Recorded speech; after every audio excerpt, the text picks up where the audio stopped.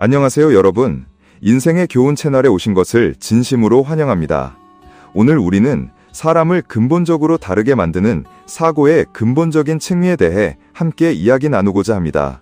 이 층위는 우리의 생각 방식, 행동, 능력의 구조, 그리고 나아가 우리의 운명까지도 결정짓는 중요한 요소이죠. 이 영상을 끝까지 시청하시면 여러분의 삶을 변화시킬 놀라운 통찰을 얻게 되실 겁니다. 사고의 근본적인 층위는 바로 사물이 작동하는 근본적인 법칙들을 의미합니다. 워렌 버핏이 이런 말을 남겼습니다. 세계를 진정으로 이해하고 싶다면 가장 좋은 방법은 자신의 분야를 명확히 이해하는 것입니다. 그 분야의 근본적인 법칙들을 깊이 파고들어 마스터하십시오. 일단 2단계에 도달하면 다른 분야들을 이해하는 것이 훨씬 쉬워질 것입니다. 버핏의 말은 우리가 아직 세상을 깊이 이해하지 못했다면 그것은 자신의 분야를 충분히 깊게 파고들지 못했기 때문이라는 뜻입니다. 오직 자신의 분야에서 사고의 층위를 깨달을 때에야 비로소 세상의 진실을 꿰뚫어 볼 수 있게 됩니다. 사고의 근본적인 층위는 사물의 작동 원리이며 이는 공자가 이, 노자가 도, 부처가 지혜라고 부른 것과도 비슷합니다. 유가, 도가, 불가의 가르침들은 모두 이러한 근본적인 법칙들을 담고 있기에 그토록 위대한 것이죠. 세상의 모든 분야에는 고유한 전문 지식이 있고 세상에는 셀 수 없이 많은 지식들이 존재합니다. 하지만 각 분야의 사고의 근본적인 층위는 서로 통하고 있습니다. 사고의 층위에 가까워질수록 법칙은 더욱 단순해지는데 이는 법칙이 특정 분야에 국한되지 않고 모든 것을 관통하기 때문입니다. 기억하세요. 어떤 분야에 있든 그 분야의 근본적인 법칙만 마스터한다면 여러분은 다른 많은 분야들을 꿰뚫어 볼 수 있게 될 것입니다. 지식은 분야별로 나눌 수 있지만 법칙과 본질은 그렇지 않습니다. 세상의 근본적인 법칙을 터득하면 한 방울의 물에서 대양을 보고 한 그루의 나무에서 숲을 보고 한 알의 모래에서 사막을 볼 수 있게 됩니다. 이런 능력을 갖추게 되면 사물의 본질을 꿰뚫어 보고 분야들을 자유롭게 넘나들 수 있게 됩니다. 첫 번째 논리, 기본적 사고와 사고방식의 관계. 근본적인 법칙을 터득한 사람은 그들의 사고방식이 개방적이고 건강하다는 특징을 보입니다. 깊이 있는 생각이 없으면 모든 노력이 헛쓰고다 라는 말이 있듯이 건강한 사고방식이 없으면 아무리 깊이 있는 생각도 소용이 없습니다. 가장 건강한 사고방식은 네 글자로 요약될 수 있습니다. 바로 변증법적 사고입니다.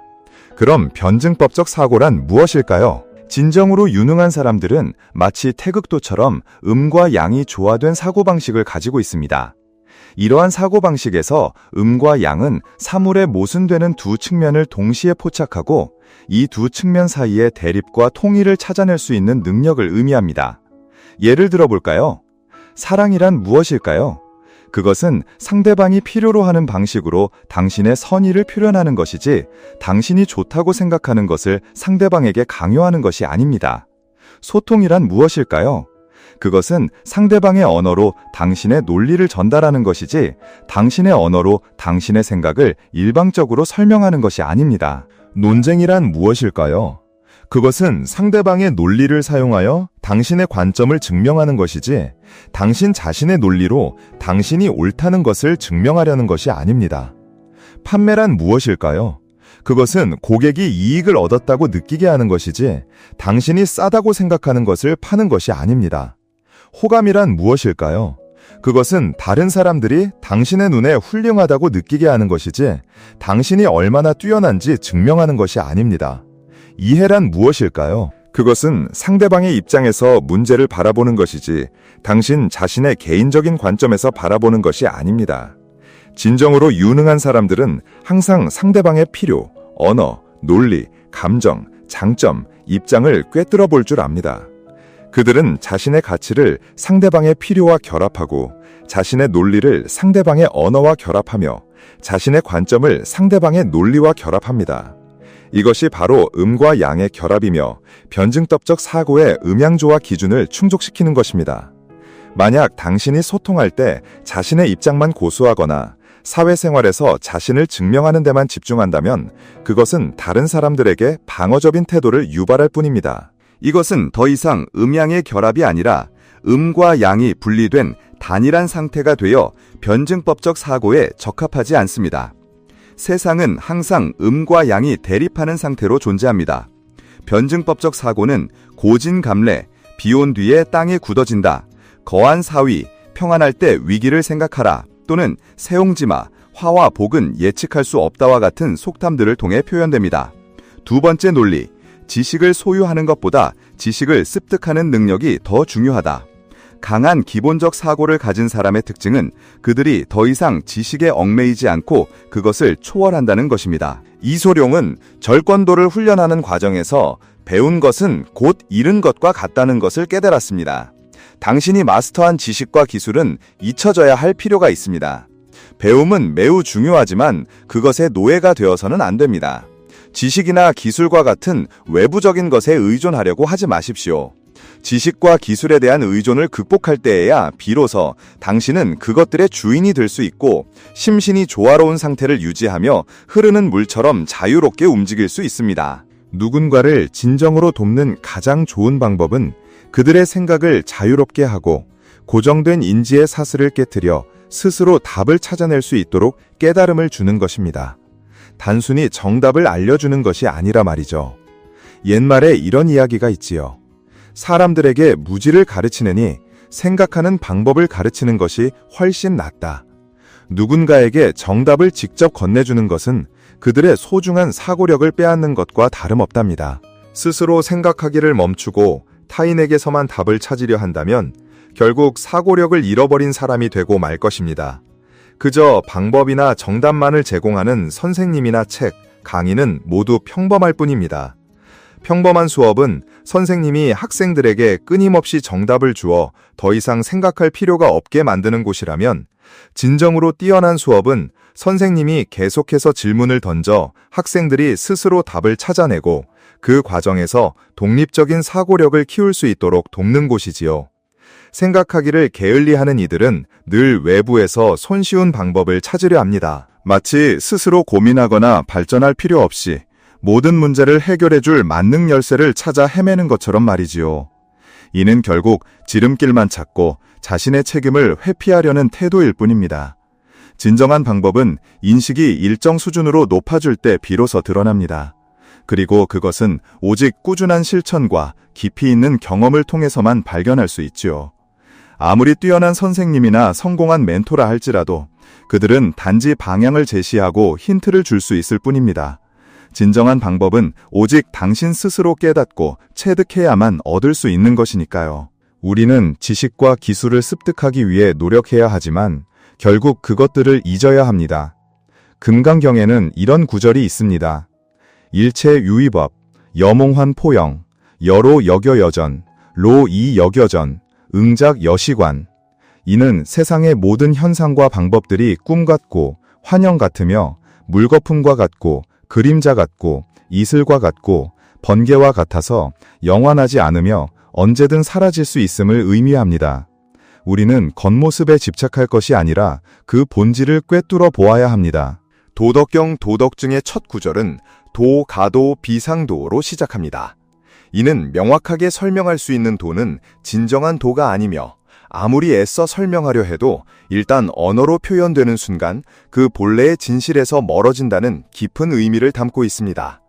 하지만 안타깝게도 우리 대부분은 여전히 매일같이 겉으로 보이는 방법과 기술만을 좇으며 살아갑니다. 근본적인 원리와 규칙을 파악할 때 비로소 눈앞의 모든 현상이 꿈과 같고 환상처럼 느껴질 것이며 당신은 만물을 꿰뚫어보는 진정한 통찰력을 얻게 될 것입니다. 세 번째 논리, 비범해지고 싶은 사람은 세 단계를 거쳐야 합니다. 첫 번째 단계, 자신의 평범함을 인정하는 것. 두 번째 단계, 마음속에 고요함을 찾는 것. 세 번째 단계, 자신 안에 비범함을 발견하는 것. 하지만 대부분의 사람들은 자신이 이미 비범하다고 착각하고 있기 때문에 첫 번째 단계를 넘어서지 못합니다. 만약 자신의 평범함을 인정할 용기가 없다면 자신 안에 숨겨진 진정한 비범함은 결코 발견할 수 없을 것입니다. 부모님 또한 자녀의 평범한 모습을 있는 그대로 받아들일 때 비로소 그 속에서 놀라운 비범함을 발견하게 될 것입니다. 이것이야말로 대자연이 인간에게 선사한 가장 공정하고 아름다운 삶의 법칙이지요. 마찬가지로 지혜에도 3가지 단계가 있습니다. 첫째, 타인의 무지를 발견하는 것. 세상 대부분의 사람들은 그저 욕망과 감정에 휘둘리는 평범한 존재일 뿐입니다. 그들은 웃고 말하고 화내고 탐욕스러워하며 미혹에 빠져 있습니다. 그들은 헛된 집착에 사로잡혀 진실을 깨닫지 못하고 오직 자신의 생각만이 옳다고 고집하는 경우가 많습니다. 타인의 무지를 제대로 보려면 인간 본성에 대한 깊은 통찰력과 이해가 필요합니다. 둘째, 자신의 무지를 발견하는 것. 타인의 무지를 아는 것은 아직 지혜의 가장 기본적인 단계에 머물러 있을 뿐입니다. 자신의 무지를 직면하려면 훨씬 더 높은 수준의 인식이 필요합니다. 자신의 부족함을 인정하는 것은 단순히 지혜만으로는 부족하며 커다란 용기가 반드시 뒷받침되어야 하지요. 많이 알면 알수록 우리가 아직 알지 못하는 세상이 얼마나 광활한지 깨닫게 됩니다.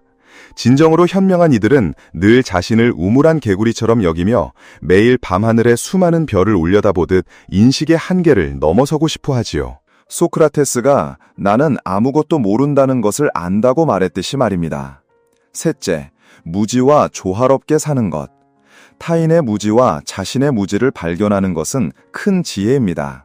하지만 아이러니하게도 바로 이 지혜가 우리를 얽매는 가장 큰 사슬이 될 수도 있답니다. 이 사슬을 과연 끊어낼 수 있느냐 없느냐가 한 인간이 진정으로 행복한 삶을 살 수 있는지를 결정하는 중요한 열쇠가 됩니다. 많은 이들이 이 단계에 이르면 스스로 오만해지거나 세상을 등지고 멀리하려 하는 경향이 있습니다. 그러나 가장 위대한 지혜는 자신의 무지를 발견하는 것을 넘어 그 무지마저도 너그러이 받아들이는 자세에 있습니다. 무지를 받아들인다는 것은 언제나 겸손하게 자신을 낮출 준비가 되어 있고 어떤 사람과도 편견 없이 소통하며 조화롭게 살아갈 수 있음을 뜻합니다. 이것이야말로 진정한 무아의 상태이며 에고가 사라질 때 우리는 세상의 모든 번뇌와 고통에서 자유로워질 수 있답니다. 4번째 논리. 세상의 진실을 꿰뚫어 볼 수 있는 2가지 길이 있습니다. 첫째는 당신이 충분히 똑똑해야 합니다.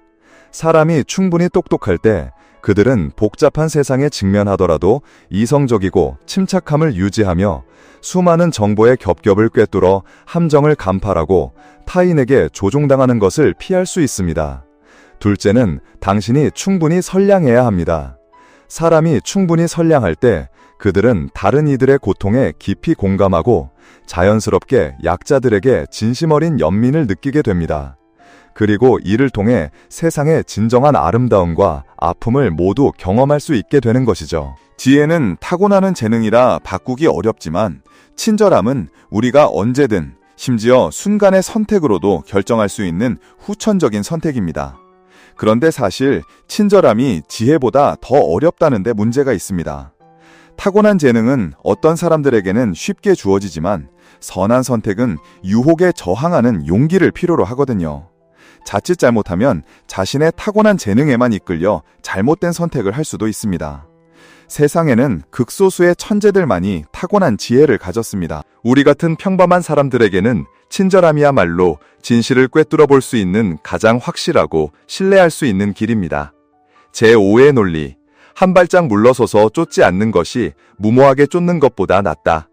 요즘 세상은 돈 벌기가 점점 더 어려워지고 있어요. 모두가 어떻게든 돌파구를 찾으려 애쓰고 있죠. 가장 안타까운 점은 우리가 자기 개발에 투자하기보다는 새로운 지름길을 찾는 데 더 많은 노력을 기울인다는 거예요. 제품이나 서비스를 개선하는 데 집중하기보다 자신의 머리를 써서 새로운 꼼수들을 시도하려 합니다. 예를 들어 라이브 스트리밍, 전자상거래 판매, 짧은 영상들, 이 모든 것이 단지 새로운 판매 방식일 뿐인데 실제 제품 개발에 진정으로 신경 쓰는 사람은 너무나 적어요. 깊이 몰두해서 배우려 하는 사람은 더더욱 찾아보기 힘들죠. 사실 그렇게 할수록 돈 벌기는 더 어려워지고 이건 사회 발전의 필연적인 결과이기도 합니다. 신은 왜 어부들이 물고기를 잡지 못하게 벌을 내릴까요?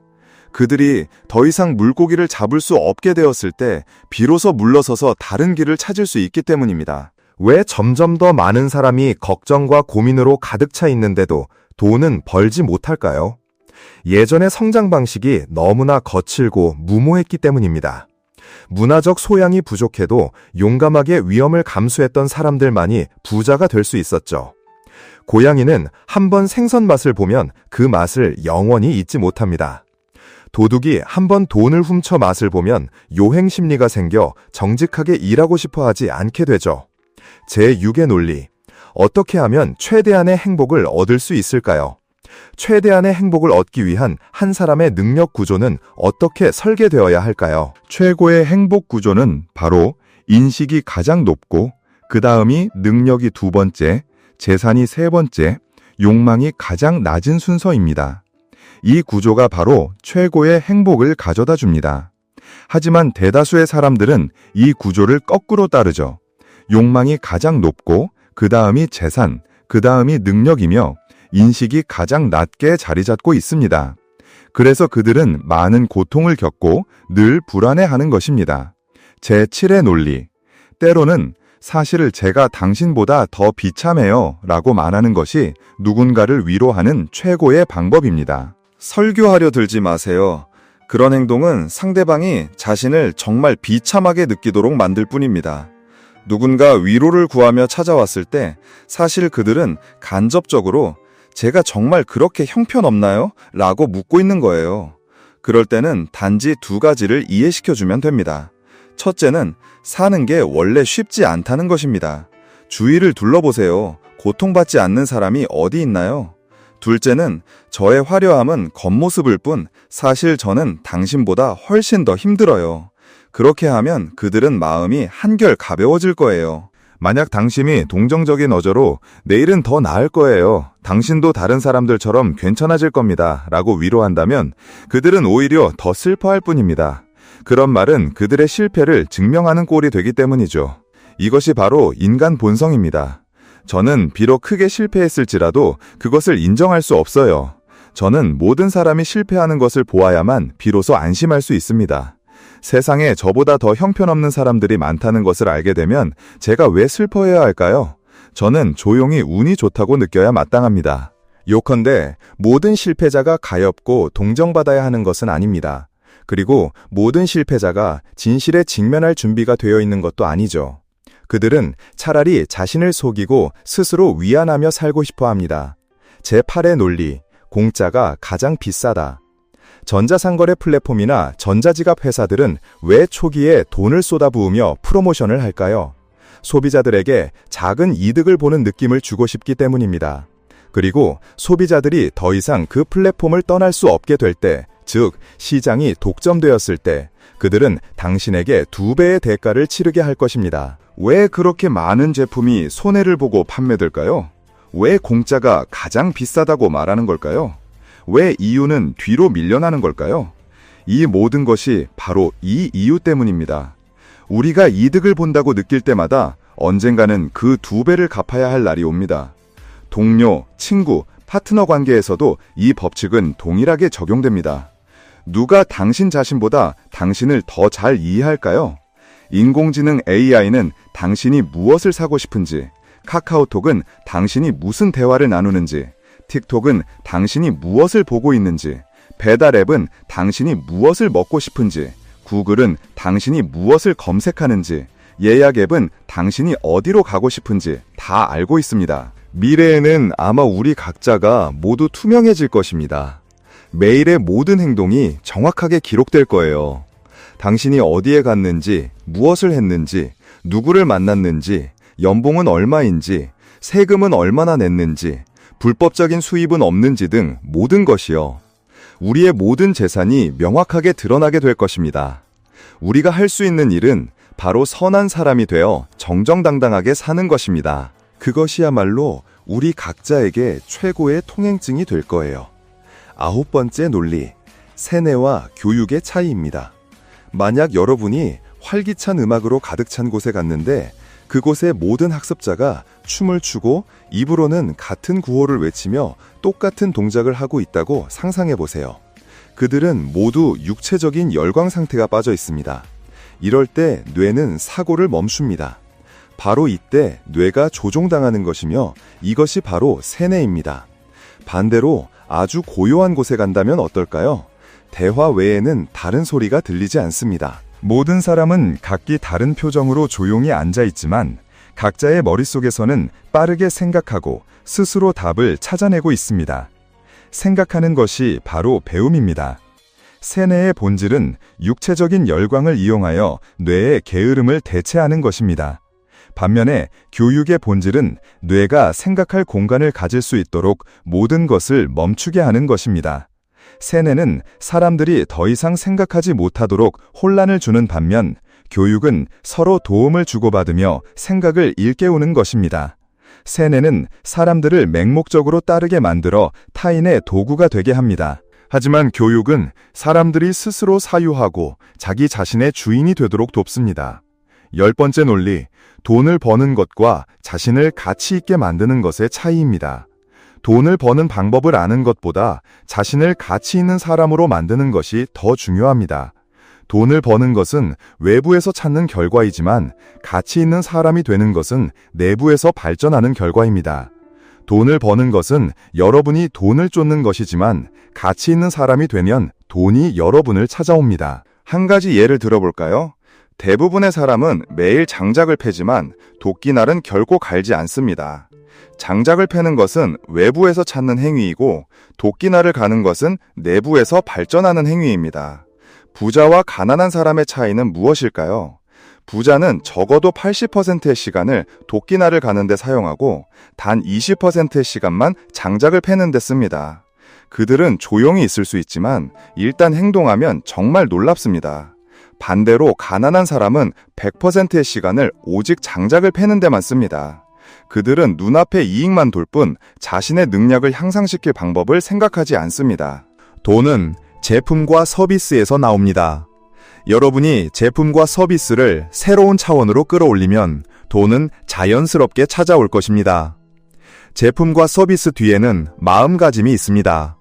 어떤 사람이 뛰어난 기술과 인내심을 가졌다면 그들은 자연히 훌륭한 제품을 만들어낼 수 있습니다.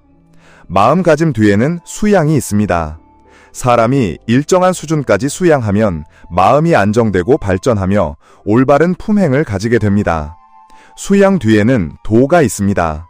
사람이 만물의 변화에 대한 본질과 법칙을 이해하게 되면 확고한 확신을 얻게 됩니다. 인간의 안전과 행복은 종종 확신에서 오지만 세상의 불확실성은 점점 커지고 있습니다. 하지만 자기 자신에 대한 확신은 외부의 불확실성에 맞설 수 있습니다. 그렇다면 자기 자신에 대한 확신이란 무엇일까요? 예를 들어볼까요? 여러분은 어떤 일을 잘할 수 있다고 확신하시나요? 여러분은 어떤 일을 잘하지 못한다고 확신하시나요? 이것이 바로 자신의 능력에 대한 확신입니다. 여러분은 무엇을 알고 있다고 확신하시나요? 여러분은 무엇을 모른다고 확신하시나요? 이것이 바로 자신의 인식에 대한 확신입니다. 여러분은 자신의 강점이 무엇이라고 확신하시나요? 여러분은 자신의 약점이 무엇이라고 확신하시나요?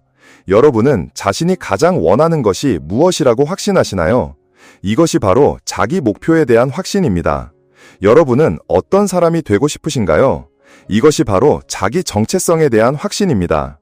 여러분은 자신이 지금 어떤 단계에 있는지 확신하시나요?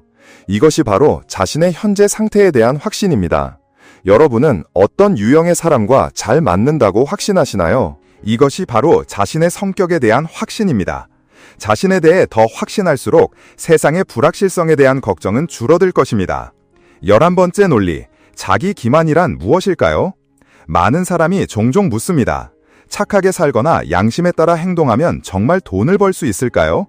이런 질문을 하는 사람들은 대체로 별로 성공적이지 못한 경우가 많습니다. 사실 사람들이 성공하지 못하는 이유는 대개 지혜의 문제입니다.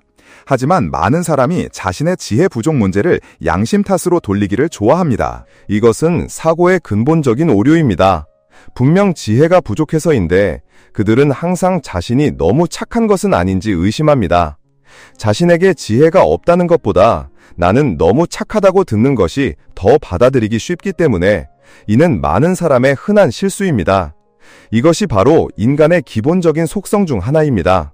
실패하더라도 인간은 실패감을 줄이기 위해 변명할 이유를 찾으려고 애씁니다. 최소한 나는 여전히 착한 사람이야 라고 말할 수 있기 때문이죠. 이것이 바로 자기 기만입니다. 그들은 자신의 실패에 대한 진정한 원인을 되돌아보는 대신 다른 사람의 성공은 속임수 때문이라고 필사적으로 증명하려 합니다. 12번째 논리. 자신을 비추어 타인을 헤아리다. 부모로서 자녀가 성장하도록 이끌 뿐만 아니라 자녀의 발달에서 자신을 위한 교훈까지 얻게 될 때, 그때 비로소 진정한 교육이 시작됩니다. 자녀 때문에 여러분의 머리를 가장 아프게 하는 것들이 바로 여러분 스스로 치유해야 할 부분들입니다. 교사로서 학생들에게 단순히 정답을 알려주는 것이 아니라 스스로 생각하고 답을 찾도록 이끌 때 진정한 수업이 시작됩니다. 어리석은 질문은 없지만 어리석은 대답만 있을 뿐이다 라는 것을 기억하세요. 고용주로서 자신만을 위해 돈을 버는 것이 아니라 직원들이 더 나은 삶을 살 수 있도록 노력할 때 진정한 경영이 시작됩니다. 사업가로서 단순히 이익만을 좇는 것이 아니라 고객의 문제를 해결하는 데 집중할 때 비로소 당신의 사업이 진정으로 시작됩니다. 13번째 논리. 이것은 극히 소수의 사람만이 이해하는 생존 논리입니다. 이러한 관점을 깊이 이해하고 당신의 사업이나 가족에 적용한다면 회사와 가족의 번영과 강한 생명력을 보장할 수 있을 것입니다. 몇 가지 예를 들어볼까요? 전갈은 자신이 독을 가지고 있다고 결코 생각하지 않습니다. 모기는 사람의 피를 빠는 것이 잘못이라고 생각하지 않습니다. 파리는 똥이 더럽고 냄새난다고 생각하지 않습니다. 쥐는 자신의 먹이가 훔친 것이라고 생각하지 않습니다. 인간은 쥐가 우리의 식량을 훔쳐먹는다고 나쁘게 말하지만 쥐에게는 그저 먹이를 찾는 행위일 뿐입니다. 인간은 벌이 우리에게 꿀을 만든다고 부지런하다고 칭찬하지만 벌에게는 그저 기본적인 본능일 뿐이죠. 해로운 곤충이든 이로운 곤충이든 모두 인간이 자신의 이익에 따라 분류한 것뿐입니다. 좋고 나쁨 역시 강자가 자신의 입장에서 정한 것일 뿐이죠. 결국 까마귀의 세상에서는 백조가 항상 죄인이 되는 법입니다. 따라서 이 세상에는 순수한 선인도 순수한 악인도 존재하지 않습니다. 누군가의 이익을 해치면 그들의 눈에는 당신이 나쁜 사람이 됩니다. 누군가의 이익에 부합하면 그들의 눈에는 당신이 좋은 사람이 되는 거죠. 다수의 인식에 부합하면 합리적이라고 여겨지고 다수의 인식을 뛰어넘으면 비합리적이라고 치부될 것입니다. 몇 가지 다른 예를 더 들어보겠습니다. 인간은 지구의 주인이므로 자신들만의 기준을 세우고 옳고 그름을 나누며 질서와 규칙을 정할 수 있습니다. 전 세계적으로 전염병이 확산되면 인간은 그것을 유행성 바이러스라고 부르죠. 하지만 사실 지구의 입장에서 보면 인간이야말로 바이러스입니다. 지구는 45억 년을 존재해왔고 인류는 겨우 30만 년 전에 나타났을 뿐입니다. 지구에게 인류는 그저 눈 깜짝할 순간에 불과하죠. 그리고 인류가 나타난 이래로 우리는 환경을 파괴하고 지구의 생태균형을 끊임없이 깨뜨려 왔습니다. 이것이 바로 인간이 지구의 바이러스가 아니고 무엇이겠습니까? 방금 끝난 코로나19 팬데믹은 지구의 면역 체계와도 같았습니다. 이제 지구는 더 이상 참을 수 없었고 자신을 보호하기 위해 인류의 활동에 맞서 면역 체계를 활성화하기 시작한 것입니다. 결론적으로 이 세상은 옳고 그름, 좋고 나쁨의 명확한 구분이 있는 것이 아니라 오직 강하고 약한 것의 구분만이 존재합니다. 시시비비 옳고 그름은 언제나 강자에 의해 결정됩니다. 소위 좋고 나쁨이란 강자가 자신의 이익에 따라 스스로 정의한 것에 불과하죠. 규칙이란 강자가 약자를 위해 그어놓은 선이며 그 선을 넘어서는 안 된다고 말하는 것입니다. 그러므로 사회에서 살아가는 것은 정글에서 살아가는 것과 다를 바 없습니다. 당신이 다른 사람을 잡아먹지 않으면 다른 사람이 당신을 잡아먹을 것입니다. 사회에는 두 가지 유형의 사람만이 존재합니다. 늑대와 양. 당신은 양을 잡아먹을 수 있는 늑대가 되거나 아니면 늑대에게 잡아먹히기를 기다리는 양이 될 수 있습니다. 따라서 두 가지 유형의 생존 논리가 있습니다. 늑대의 생존 논리. 어떻게 하면 양을 우아하게 잡아먹을 것인가? 양의 생존 논리. 어떻게든 늑대로 변할 것인가? 14번째 논리. 모두가 돈을 버느라 바쁘지만 모두가 가치 있는 것은 아닙니다. 오늘날 대부분의 사람들은 바쁘지만 정작 가치는 없습니다. 왜 가치가 없을까요? 이것은 쇼피 같은 플랫폼이 부상한 후 대부분의 제품 가격이 인하된 것과 같습니다. 왜일까요? 제품이 너무나도 동질화되었기 때문입니다. 모든 제품이 비슷할 때 어떻게 더 비싸게 팔 수 있겠습니까? 마찬가지로 대부분의 사람들은 너무나도 동질화되어 마치 종이장처럼 연약한 삶을 살아갑니다. 대다수 사람들의 삶에서 가장 큰 비극은 학교에 입학해서 졸업할 때까지 20년 동안 그 어떤 선생님도 그들 자신을 명확히 이해하도록 도와주지 못했다는 것입니다. 그들은 자신의 성격이 어떤지, 장단점은 무엇인지, 그리고 어떤 일에 적합한지 알지 못합니다. 자녀가 자신을 더 깊이 이해하도록 의식적으로 격려하는 부모는 거의 없습니다. 이렇게 성장한 이들은 우리 내면의 동기와 잠재력을 완전히 무시한 채 우리를 별다를 것 없는 평범한 사람으로 성장하게 만듭니다. 이것이야말로 많은 이들의 비극입니다. 우리는 20년 넘게 열심히 공부하며 지식으로 가득 차 세상을 정복할 준비가 되었다고 생각했습니다. 하지만 사회에 발을 들이는 순간 우리 자신은 그저 평범하고 별다를 것 없는 존재라는 것을 깨닫게 됩니다. 오늘날 인류는 심각하게 동질화되고 있습니다. 우리의 재능과 개성은 오래전에 마모되어 버렸죠. 동질화된 제품은 공급 과잉을 초래하고 동질화된 인간은 사회를 혼란에 빠뜨립니다. 특별한 취미도 특별한 재능도 없이 그저 대중을 따라갈 뿐 그 어떤 특별함도 없는 삶을 살아갑니다.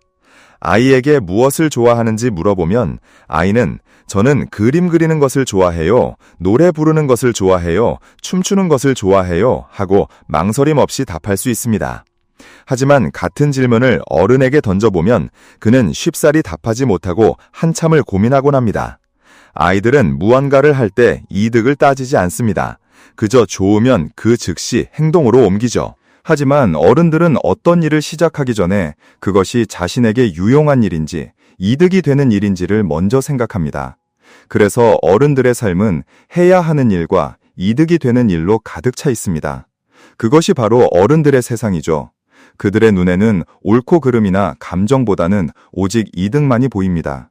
모든 행동에서 보상을 기대하며 신중하게 계산하고 늘 예민하고 의심이 많아 혹시라도 손해를 볼까 두려워하죠. 결국 욕망에 짓눌려 슬픔과 끊임없는 걱정 속에서 살아가는 것입니다. 물론 수년 후 오늘날의 아이들 역시 어른이 되어 취미도 사랑도 재능도 없는 사람이 될 것입니다. 특별히 좋아하는 것도 없고 어떤 것에도 큰 흥미를 느끼지 못하죠. 현재의 삶에 만족하지 못하지만 자신이 정말 무엇을 좋아하는지도 모릅니다. 자신의 삶을 묘사할 단어조차 찾지 못할 것입니다. 이것이 바로 대부분 사람의 운명입니다. 절망 속에서 평온하게 살아가는 것이죠. 하지만 미래는 정말 다를 것입니다. 왜냐하면 인터넷이 있기 때문입니다. 미래에는 열정이 주요 생산 동력이 될 겁니다. 왜 그럴까요? 인터넷이 노동분업을 강화하고 사회를 더욱 세분화했기 때문입니다. 효율적으로 연결된 정보의 도움으로 사람들 간의 협력 효율성은 점점 높아지고 협력 비용은 점점 줄어들고 있습니다. 산업은 점점 더 세분화되기 시작했고 인간의 노동분업 또한 더욱 정교해졌습니다. 우리는 자신이 가장 잘하는 한 분야에만 집중하면 되고 다른 부분은 다른 사람들이 지원해 줄 것입니다. 따라서 당신의 강점이 바로 당신의 가치를 결정합니다. 예전에는 우리는 늘 약점을 보완하려 노력했습니다. 하지만 앞으로는 강점을 발휘하는 데 집중할 것입니다. 미래의 대규모 생산이 발전하면 당신은 자신의 강점으로 기여할 것이고 약점은 감춰질 수 있습니다. 각자는 자신의 능력을 발휘하고 사회의 요구를 충족시킬 것입니다. 분명히 이러한 상황에서 당신의 열정은 가장 중요한 요소입니다. 취미와 열정은 당신의 평생의 목표를 결정하고 사회에서의 위치, 심지어 당신 삶의 의미까지 결정하게 됩니다. 과거에는 사람의 가치를 평가할 때 그 사람을 길들이는 데 드는 비용이 얼마인지를 보았습니다. 많은 아이디어를 가질 필요 없이 그저 쉽게 관리하고 활용할 수 있으면 되었습니다. 그때 사람은 거대한 기계의 한 부품에 불과했습니다. 하지만 오늘날 사람의 가치를 평가할 때는 그 사람의 개성과 뛰어난 재능을 봅니다. 사람들은 당신이 자신만의 아이디어를 가지고 심지어는 제약을 뛰어넘어 창의력을 발휘할 수 있는 능력을 갖추기를 간절히 원합니다. 그리고 이것은 어디에 기반을 둘까요? 바로 한 개인의 열정에 기반을 둡니다. 오직 열정만이, 오직 사랑만이 한 사람의 잠재력을 일깨울 수 있습니다. 예를 들어 볼까요? 만약 이백이 관직에 나섰다면 그는 분명 언젠가는 관직을 버리고 다른 이들을 비난하며 결국 방랑하는 삶을 살았을 것입니다. 그는 낭만적이고 시적인 인물이었기에 그의 천부적인 재능은 시를 쓰는 데 있었습니다.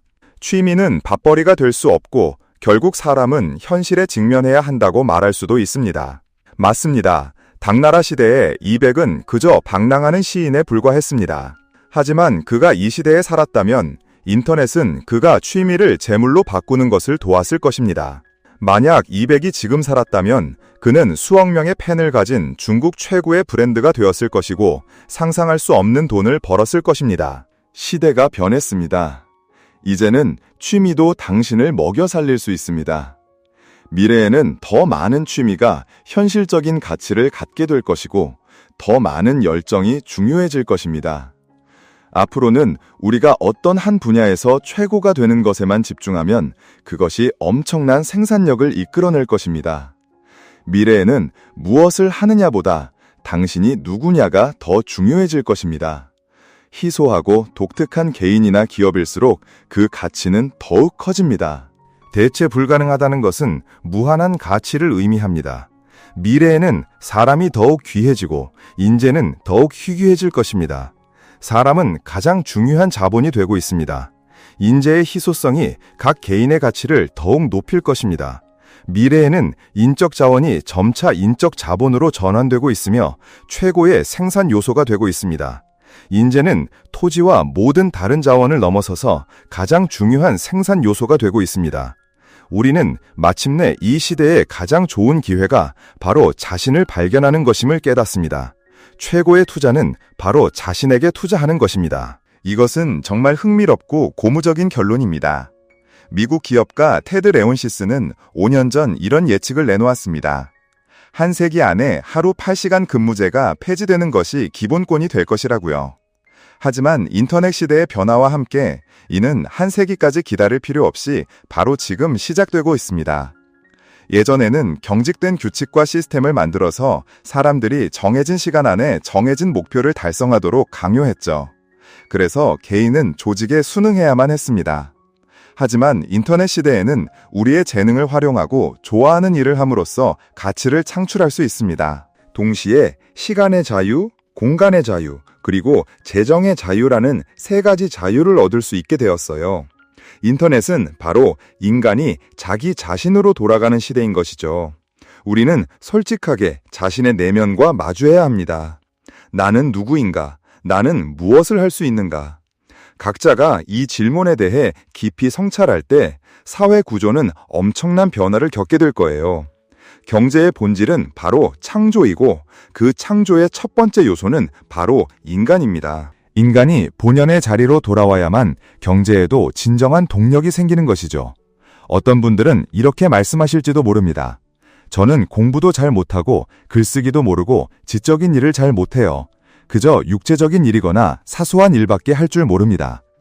하지만 중요한 것은 여러분이 어떤 일을 하느냐가 아니라 그 일에 대한 열정을 가지고 있느냐는 것입니다. 미래는 과연 어떤 시대일까요? 그것은 바로 최고의 시대입니다. 각자가 자신의 재능을 발휘하고 고유한 역할을 맡을 수 있는 시대죠. 여러분의 재능과 창의성은 더 이상 삶의 사소한 것들에 의해 훼손되지 않을 거예요. 나무를 베고 싶든, 말을 키우고 싶든, 바다를 바라보고 싶든, 혹은 전 세계를 여행하고 싶든, 여러분의 열정과 재능만 있다면 원하는 삶을 살아갈 수 있습니다. 하지만 동시에 최악의 시대이기도 합니다. 전통적인 조직들은 변화의 과정에서 고통을 겪을 것이고 일부 사람들은 이러한 변화에 적응하지 못하고 뒤처지면서 좌절감을 느낄 거예요. 이 시대는 정말 아름답지만 한편으로는 잔혹합니다. 만약 여러분이 가치를 창출할 수 없다면 존재 가치 또한 사라지게 될 것입니다. 마지막으로 여러분께 몇 가지 조언을 드리고 싶습니다. 미래의 가장 좋은 투자는 바로 자기 자신에게 투자하는 것입니다. 약점을 보완하려는 이론은 이제 시대에 뒤떨어졌습니다. 강점을 발휘하는 이론이 새롭게 떠오르고 있죠. 여러분은 특정 틈새 시장에서 반드시 탁월한 사람이 되십시오. 여러분의 취미, 열정, 그리고 이상에 기반을 두세요. 다른 사람들이 흔들릴 때 여러분은 침착하게 중심을 잡으세요. 다른 사람들이 시끄럽게 떠들 때 여러분은 깊이 사유하세요. 자신에게 맞는 일이라면 시작하기에 결코 늦은 때란 없습니다. 앞으로는 컨텐츠나 제품이 부족한 것이 아니라 오직 명장만이 부족할 것입니다. 오늘 인생의 교훈이 전해드린 이야기는 어떠셨나요? 이 영상이 여러분의 삶에 작은 영감이나 깨달음을 주었다면 주저하지 마시고 좋아요를 눌러주세요. 그리고 채널 구독과 소중한 분들께 공유 부탁드립니다. 여러분의 생각과 소감을 댓글로 자유롭게 남겨주시면 감사하겠습니다. 다음 인생의 교훈 영상에서 또 만나요.